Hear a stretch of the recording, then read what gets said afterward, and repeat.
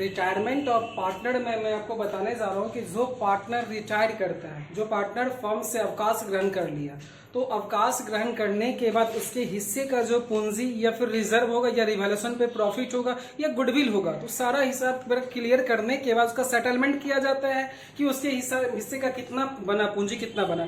ये कर लेने के बाद जो है रिटायरिंग पार्टनर का पूरा अमाउंट निकाल दे, कितना उसको पेमेंट करना है। ठीक, तो उसी अमाउंट पेमेंट जो करेगा, जो पार्टनर पहले कंटिन्यू पार्टनर किस तरह पेमेंट करेगा, उसके बारे में आपको बता रहा हूँ कि settlement of the total amount to retiring partner, है ना। ये है कैसे कैसे सेटलमेंट कर उसका पेमेंट करेंगे। तो बारी बात आती है कि उसको अगर अब एक बार में पूरा पेमेंट कर दो तो एक इकट्ठे पे उसका हिसाब किताब वो पूरा पेमेंट एक बार में कैश में देके समाप्त कर दिए। फिर एक बार होता है कि कुछ पेमेंट कर देते हैं, कुछ लोन में ट्रांसफर कर देते हैं या पूरा के पूरा लोन में ट्रांसफर कर देते हैं। ये कंडीशन आता है। 3 कंडीशन में आप समझ गए। पहला कंडीशन पूरा पेमेंट कर दो, दूसरा कंडीशन कुछ पेमेंट करो, कुछ लोन में इसको ट्रांसफर कर दीजिए, और तीसरा कंडीशन क्या आता है कि पूरा का पूरा पैसा उसके लोन में ही ट्रांसफर कर दिया जाए। तो इसी से संबंधित जो जर्नल की प्रविष्टियां वो कैसे करेंगे वो मैं आपको बताने जा रहा हूं इस थ्रू जो बोर्ड पे दिया हुआ है। सबसे पहली बात आती है कि आप जो पार्टनर रिटायर कर रहा है उसके हिस्से का जितना भी बनता है उसे एक बार में पूरा पेमेंट दे दीजिए। ठीक, तो एक बार में जब पूरा पेमेंट देंगे तो उसके लिए एंट्री जो किया जाता है एक बार में इकट्ठा पूरा पेमेंट देने के लिए,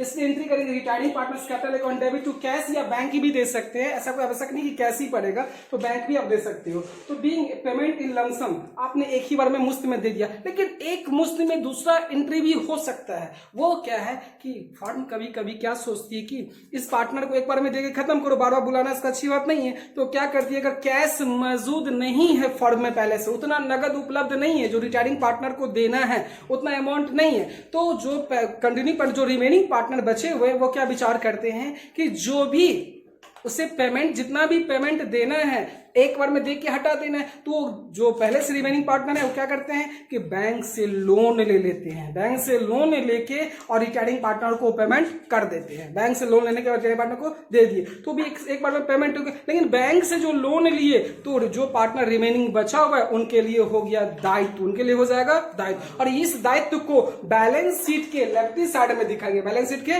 लेफ्ट साइड में दिखाएंगे, लिख देंगे बैंक लोन। अब वो रिटायरिंग पार्टनर का नाम नहीं देंगे बिकॉज उसको पेमेंट करके हटा दिए है ना, बैंक लोन दे दिए। तो उससे संबंधित एंट्री क्या करेंगे उसको देख लीजिए, मैंने ये लिख भी दिया। इसीलिए कभी कभी बैंक से ऋण लेकर अवकाश प्राप्त करने वाले साझेदार को भुगतान किया जाता है। कभी कभी ऐसा कंडीशन होता है कि उसको पेमेंट जरूरी, अगर रिटायरिंग पार्टनर को आवश्यकता पेमेंट का तो बैंक से लोन लेकर पेमेंट करके दे दीजिए, वो लेके चला जाएगा। तो लोन लेने पर बैंक से जब लोन लोगे तो loan taken from bank loan loan taken from bank, loan ले लिए। अब इसी लोन आपने लोन लिया उसका एंट्री, और इस लोन के बाद पेमेंट करेंगे रिटायरिंग पार्टनर को। तो retiring partners capital account debit to bank या कैश, दोनों कुछ भी देंगे। Being amount paid to retiring partners, note कर देंगे बैंक लोन को नई फर्म के बैलेंस शीट के डेबिट साइड में दिखाया जाएगा, जो कि मैंने अभी बोला था कि वो लोन हो जाएगा जो रिमेनिंग पार्टनर्स है उसके लिए दायित्व हो जाएगा। इसलिए कहां दिखा देंगे, बैलेंस के डेबिट साइड में दिखा देंगे, लोन को दिखा दिए। अब बात आती है, पहला कंडीशन हो गया, एक मुश्त का एंट्री खत्म, एक बार में पेमेंट करके उसका झंझट खत्म कर दिए।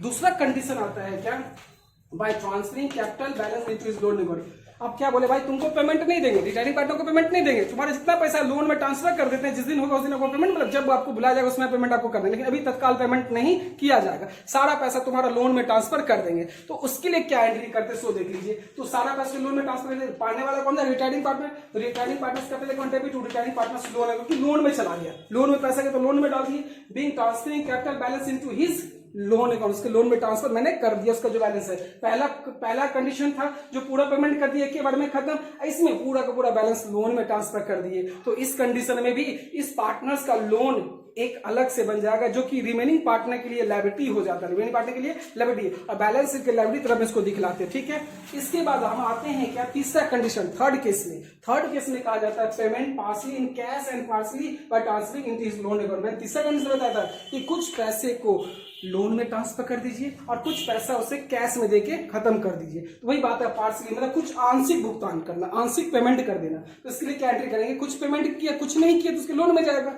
तो इसके लिए भी सब कंडीशन रिटायरिंग पार्टनर डेबिट ही होगा, क्योंकि पाने वाला रिटायरिंग ही पार्टनर है। रिटायरिंग